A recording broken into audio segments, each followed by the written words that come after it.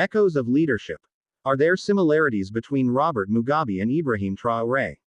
In the vast and complex tapestry of African leadership, drawing comparisons between figures from different eras and nations can be a fascinating, albeit often contentious, exercise. When we look at the late Zimbabwean President Robert Mugabe and Burkina Faso's interim leader Captain Ibrahim Traoré, it might seem like comparing apples and oranges at first glance. One, a long-serving liberation hero turned authoritarian. The other, a young, charismatic military leader who seized power through a coup. Yet, a closer examination reveals some interesting, if sometimes superficial, parallels that warrant discussion. It's crucial to preface this by acknowledging their vastly different contexts, origins of power, and tenures. 1. Fierce anti-colonial, anti-imperialist rhetoric. Perhaps the most striking similarity lies in their vocal and unwavering anti-Western, anti-imperialist stance. Robert Mugabe. Mugabe built his political career, and indeed his presidency, on a foundation of pan-Africanism and fierce opposition to colonialism and neo-colonialism. His land reform program, though controversial in its execution, was framed as a necessary step to redress historical injustices of colonial land ownership. He consistently railed against Western influence, sanctions, and perceived interference in Zimbabwe's sovereignty. His speeches were often filled with fiery denunciations of former colonial powers. Ibrahim Traoré. Since taking power, Captain Traoré has similarly adopted a strong anti-imperialist narrative. He has openly criticized France's lingering influence in Burkina Faso and the wider Sahel region, pushing for a more independent foreign policy and challenging established security partnerships. His calls for African self-reliance and rejection of foreign dictates resonate with a population tired of perceived external manipulation. He speaks directly to the frustration with post-colonial arrangements that many feel have not benefited African nations. 2. Appeals to youth and national pride. Both leaders have, at different points, successfully tapped into a vein of national pride and a desire for self-determination, particularly among younger generations. Robert Mugabe. In his early years, Mugabe was seen as a liberator, a symbol of hope for a newly independent Zimbabwe. He inspired a generation with promises of self-rule and economic empowerment.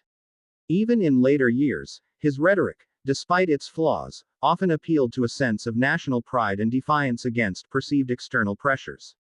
Ibrahim Traoré. Traoré, himself a young leader, has galvanized a significant portion of Burkina Faso's youth. His direct, no-nonsense communication style and his narrative of taking back the nation resonates strongly with a demographic that feels disenfranchised and frustrated by the security crisis and economic stagnation. He embodies a youthful defiance and a promise of a new direction for the country. 3. Populist charisma and direct communication. Both Mugabe and Traoré possess a certain populist charisma that allows them to connect directly with segments of their population, often bypassing traditional media or political structures. Robert Mugabe. Mugabe was a powerful orator. His lengthy, often intellectual, but frequently vitriolic speeches could captivate crowds and articulate a vision, or grievance, that resonated with his base. He cultivated a persona as the unwavering defender of Zimbabwean sovereignty. Ibrahim Traoré. Traoré's communication style is raw and direct. He speaks plainly, often without the formal trappings of traditional politicians, which makes him appear authentic and relatable to many ordinary Burkinabe. His viral speeches at various forums have contributed to his widespread recognition and appeal. 4. Rejection of established norms, foreign relations. Both have shown a willingness to challenge established international norms and alliances, pivoting towards new partners or adopting more confrontational stances with traditional allies. Robert Mugabe. Mugabe's "Look East" policy, seeking closer ties with Asian nations like China, was a deliberate shift away from traditional Western partners, largely in response to sanctions and diplomatic isolation. He was unafraid to challenge the Bretton Woods institutions and global power dynamics. Ibrahim Traoré. Traoré's government has explicitly sought to diversify Burkina Faso's security and economic partnerships, notably looking towards Russia and other non-traditional allies, while actively reducing dependence on France.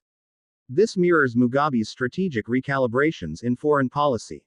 Concluding thoughts. While these similarities exist, it is vital to remember the fundamental differences. Mugabe came to power through a liberation struggle and consolidated it over decades, eventually resorting to authoritarian tactics.